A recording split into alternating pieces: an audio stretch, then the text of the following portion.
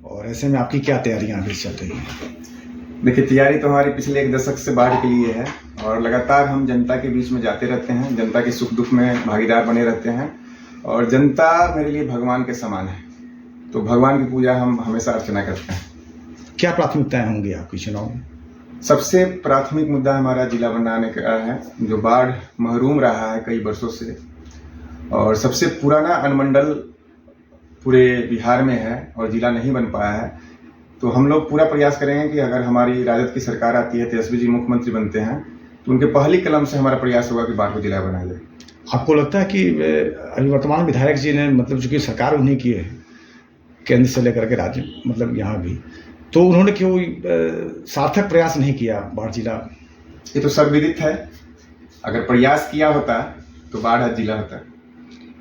तो बाढ़ जिला के अलावा फिर आपकी क्या अन्य समस्याएं क्या बाढ़ में आप? देखिए, जिला के अलावा बहुत सारी चीज़ें हैं। चूँकि मैंने यहाँ जन्म लिया और मेरी ये कर्मभूमि भी है, मैं यहाँ खेला कूदा और बड़ा हुआ, तो बाढ़ से मेरा एक लगाव है। कई लोग जो है यहाँ विधायक रहे हैं, बाहरी हैं, बाढ़ से कोई लगाव उनका नहीं रहा है। तो यहाँ पे एक तो मेरा ये है कि युवाओं को रोजगार मुहैया हो, कुछ उद्योग धंधे ऐसे स्थापित हो। जब हमारी सरकार आएगी तो हम लोग प्रयास करेंगे कि कुछ उद्योग धंधे ऐसे स्थापित हो जिससे कि बाढ़ में युवाओं को रोजगार मिले।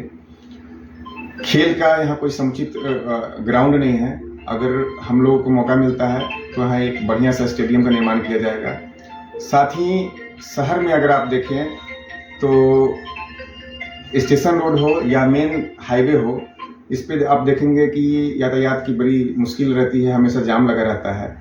तो हमारा प्रयास होगा कि इसे सुलभ किया जाए और डिवाइडर, मेन जो NH-31 है उस पर डिवाइडर की व्यवस्था कम से कम कचहरी जो ब्लॉक है, ब्लॉक से लेके गुलाब बाग तक हो और साथ ही स्टेशन रोड में जो है यातायात की सुविधा बढ़िया से किया जाए। आप ही के द्वारा एक बाढ़ महोत्सव मनाया गया था जो NS कॉलेज है, आज उस फील्ड का जो है अवस्था आप भी अवगत है, क्या लगता है वो आज भी अछूता है? बिल्कुल, अभी आप जाएंगे वहाँ पे देखेंगे, आप लोग मीडिया पत्रकार भाई बंधु हैं, पूरा जलमग्न हो रखा है। एक ही मैदान पूरे बाढ़ में है और वो जलमग्न स्थिति में है, तो बहुत ही बाढ़ के लिए दुर्भाग्यपूर्ण स्थिति है। 20 वर्ष से जो यहाँ विधायक हैं उन्होंने उसके लिए कोई प्रयास कोई कार्य नहीं किया है। हम लोग को अगर अवसर मिलता है, मौका मिलेगा तो हम लोग निसंदेह उसमें कार्य करेंगे। उमानाथ मंदिर के विकास की बात होती है, तो क्या लगता है उमानाथ मंदिर का विकास कैसे होगा? उमानाथ मंदिर का विकास होना चाहिए।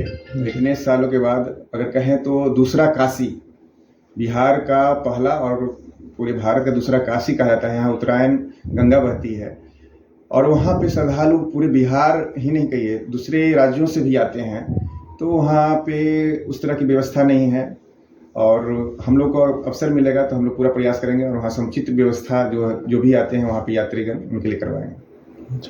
ठीक है। क्या लगता है जो विधानसभा चुनाव है, तो लोकसभा में ऐसी क्या खामियां रह गई जिसको आप विधानसभा में वैसा नहीं बाढ़ में देखने को मिलेगा? देखिए, लोकसभा में भी हम लोग की बड़ी अच्छी स्थिति रही और हम लोग लगभग जीतते रह गए। तो जहाँ भी कुछ कमियां रही है हम लोग प्रयास करेंगे कि उसको जो आने वाले समय में विधानसभा में जो कमी है उसको हम लोग दूर करके, और इसके लिए कई समीक्षात्मक बैठक भी हुई हैं और निसंदेह जो आंकड़े हम लोग के सामने आए हैं, विधानसभा में बाढ़ में राजद का झंडा फहराएगा। देखिए, सर्वविदित है कि पिछले 1 दशक से मैं और मेरी वाइफ जो राजद की जिलाध्यक्ष हैं नमिता नीरज सिंह, बाढ़ के लिए प्रयासरत हैं। बाढ़ के जनता के लिए सुख दुख में भागीदारी और साथ ही साथ आज से लगभग 7-8 वर्ष पहले मैंने एक नींव रखी थी कि बाढ़ में जो युवा वर्ग हैं उनके लिए प्रशिक्षण की व्यवस्था, ट्रेनिंग की व्यवस्था का जो मैंने प्रावधान स्टार्ट किया था और उसके बाद से उस पर अमल करते हुए कई लोगों ने आगे बढ़ा और उसको कार्य कर रहे हैं, जिसके कारण बाढ़ में जो है अपना डिफेंस क्षेत्र में, पैरामिलिट्री के क्षेत्र में काफ़ी अवसर मिला है, काफ़ी लोग नौकरी में गए हैं।